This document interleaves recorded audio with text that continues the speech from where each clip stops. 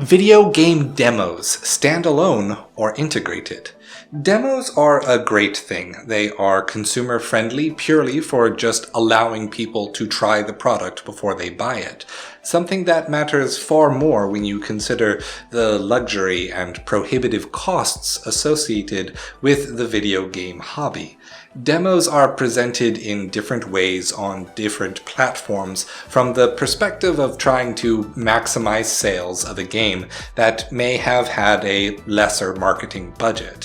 Which is why when a developer chooses to do something creatively different with a demo, it is noteworthy. The demo is not lesser than or subjugated to treating the game as the real piece of art. The demo becomes its own piece of art and a part of the larger expression. Yoko Taro's game Voice of Cards, The Isle Dragon's Roar, has a free-to-play demo with a unique story following 3 church-affiliated adventurers on a mission to recover a special vial of medicine for the Queen. It is only upon playing the main game with a completely different starting point and presentation that you realize that the demo was, in fact, being used as a prologue, which caused me to go into the game expecting to play as one set of heroes, and humorously having the rug pulled out from beneath my feet when introduced to my real protagonist. I just recently played Fuga Melodies of Steel, a strange little turn-based RPG which juxtaposes adorable furry children with the horrors of Nazi Germany, but still fills the game with cute puns and pet names to flesh out the setting of a world populated by anthropomorphic animals. Its demo runs directly from the start of the real game and allows you to purchase the full game and continue your save. I had fully expected that the game would just end before giving me the opportunity to defeat the game's first major tutorial boss. Yet, it kept on going. I typically delete a demo once I am finished with it. Doing so is a pretty good sign that I have no interest in buying the game at all if I were still on the fence.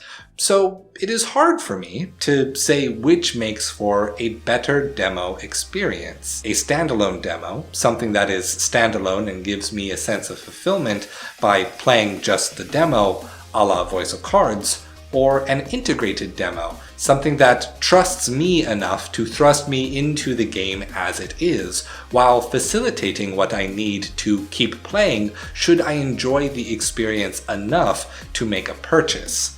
Though I suppose there is another kind of demo that has become a bit more common lately. That being the promotional tie-in game. These are games that are not demonstrating the actual gameplay of the game they are promoting, but rather attempt to sell the player on the narrative or the aesthetic from a completely different angle. These games forgo marketing a game on its ludens, the experience of playing the game, for everything that surrounds that gameplay: music, art, characters, and story. 2 big examples of this were Final Fantasy XV, A Tale of Kings, and Bandai Namco's Slashy Souls. A Tale of Kings was a 2D pixel art beat-em-up developed and released for free on Xbox One and PlayStation 4 for the purpose of expanding the multimedia narrative that Square Enix was trying to deliver with Final Fantasy XV. And you know what? It was an amazing beat-em-up game. It is narratively concise while constantly delivering new enemy types and party members at a breakneck pace. As fast as the finale approaches, it leaves a person wholly satisfied that they have seen a full story completed in that time. It was released in order to get players invested in the characters and the stories to funnel them into purchasing the open world massive game that is Final Fantasy XV, yet I can easily see that what people loved about A Tale of Kings, tight controls with real stakes and nostalgic presentation, would be left wanting by the experience of Final Fantasy XV, which is quite frankly the opposite of those things, though still good by its own merits. Slashy Souls, on the other hand, was more of a promotional meme to promote Dark Souls 3. I had not heard of it at the time, so it is not as though this was a major aspect of their marketing plan, more like a fun thing to see on a Steam store page before release day. As a 2D pixel art, side-scrolling, endless runner, it jokingly promoted Dark Souls 3 by trying to be exactly the opposite of what a game like Dark Souls wants to deliver. The opposite of a somber, methodical world that you may wander through.